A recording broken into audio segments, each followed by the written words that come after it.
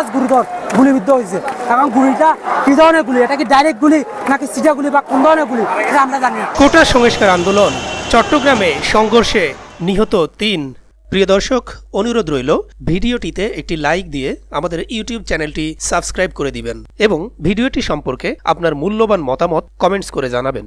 চট্টগ্রামে কোটা সংস্কার আন্দোলনকারীদের সঙ্গে ছাত্রলীগের সংঘর্ষে ৩ জন নিহত হয়েছেন, আহত হয়েছেন অন্তত ২০ জন।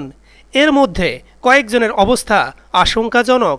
মঙ্গলবার বিকেলে আহত অবস্থায় চট্টগ্রাম মেডিকেল কলেজ হাসপাতালে আনা হলে চিকিৎসক তাদের মৃত ঘোষণা করেন। নিহতরা হলেন ফারুক ও ওয়াসিম আকরাম। ফারুকের বাড়ি কুমিল্লায়, তিনি ফার্নিচারের দোকানে চাকরি করতেন। ওয়াসিম চট্টগ্রাম কলেজের সমাজবিজ্ঞান বিভাগের ৩য় বর্ষের ছাত্র। বাকি একজনের নাম পরিচয় জানা যায়নি।